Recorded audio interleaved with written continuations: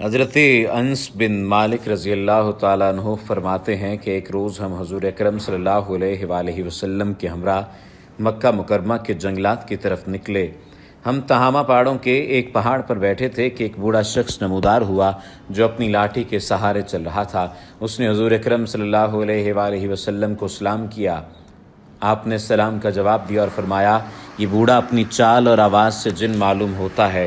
پھر آپ نے اس سے دریافت کیا تو کون ہے؟ اس نے عرض کیا، حضور میں جن ہوں، میرا نام حامہ بن حیم بن لاقیس بن ابلیس ہے۔ حضور اکرم صلی اللہ علیہ وآلہ وسلم نے فرمایا کہ میں تیرے اور شیطان کے درمیان صرف 2 پشتوں کا فاصلہ دیکھ رہا ہوں، تیری عمر کتنی ہے؟ اس نے کہا، یا رسول اللہ صلی اللہ علیہ وآلہ وسلم، جتنی عمر دنیا کی ہے اتنی ہی میری عمر ہے یا اس سے کچھ کم۔ اس کے بعد رسول اللہ صلی اللہ علیہ وآلہ وسلم سے کیا گفتگو ہوئی، آج کی اس ویڈیو میں اس پر روشنی ڈالی جائے گی اور ساتھ ہی ساتھ شیطان کے 5 اہم ساتھیوں کے بارے میں بھی آپ کو آگاہ کیا جائے گا۔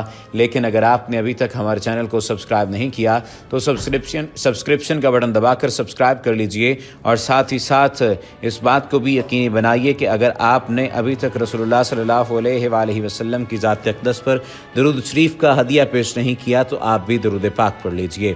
اللہم صلی علی محمد النبی الامی وعلی آلہ وبارک وسلم تسلیما۔ اللہم صلی علی محمد النبی الامی وعلی آلہ وبارک وسلم تسلیما۔ اللہم صلی وسلم علی النبی الطاہر۔ ابلیس کون ہے؟ یہ ایک عمومی سوال پوچھا جاتا ہے۔ ابلیس کا اصلی نام عزازیل ہے۔ ابلیس کی کنیت ابو قیطر یعنی تکبر کا باپ ہے۔ ابلیس کے لفظی معنی انتہائی مایوس کے ہیں۔ اصطلاحاً یہ اس جن کا نام ہے جس نے اللہ کے حکم کی نافرمانی کر کے آدم علیہ السلام اور نبی آدم علیہ السلام کے لیے مطیع و مسخر ہونے سے انکار کر دیا تھا۔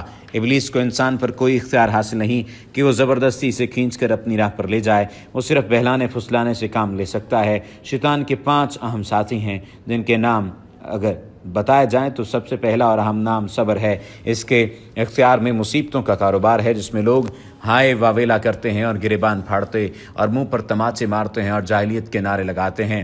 دوسرا اس کا ساتھی عور ہے، یہ لوگوں کو بدی کا مرتکب کرتا ہے اور اسے ان پر اچھا اور پسندیدہ کر کے دکھاتا ہے۔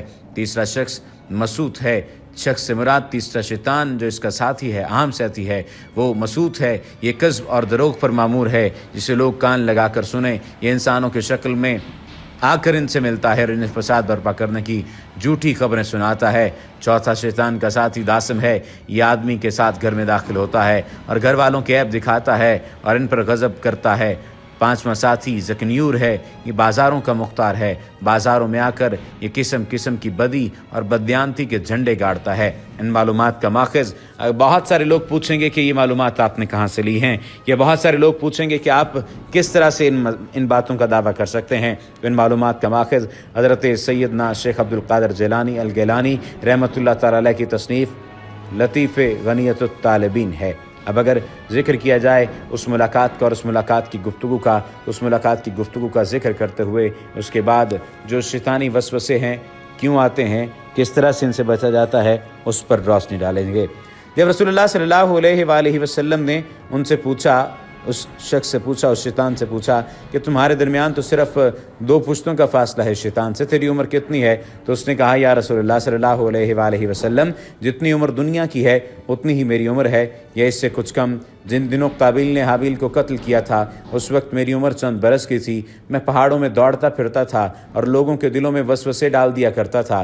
حضور اکرم صلی اللہ علیہ وآلہ وسلم نے فرمایا، یہ تو بہت برا عمل تھا۔ اس جن نے حضور اکرم صلی اللہ علیہ وآلہ وسلم سے کہا، مجھے ملامت نہ فرمائیے کیونکہ میں ان لوگوں میں سے ہوں جو حضرت نوح علیہ السلام پر ایمان لائے تھے اور توبہ کر لی تھی اور دعوت دین کے کام میں ان کے ساتھ تعاون کیا تھا اور انہیں راضی کر لیا تھا۔ اس کے بعد وہ جن اتنا رویا کہ ہم بھی رونے لگے۔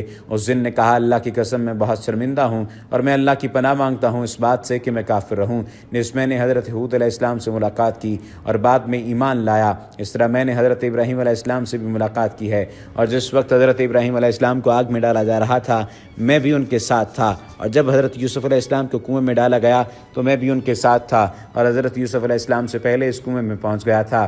اسی طرح حضرت شعیب علیہ السلام اور حضرت موسیٰ علیہ السلام سے بھی میری ملاقات ہوئی ہے، تو انہوں نے مجھے تورات سکھائی تھی اور فرمایا تھا اگر تم عیسیٰ علیہ السلام سے ملاقات کرو تو ان کو میرا سلام کہنا۔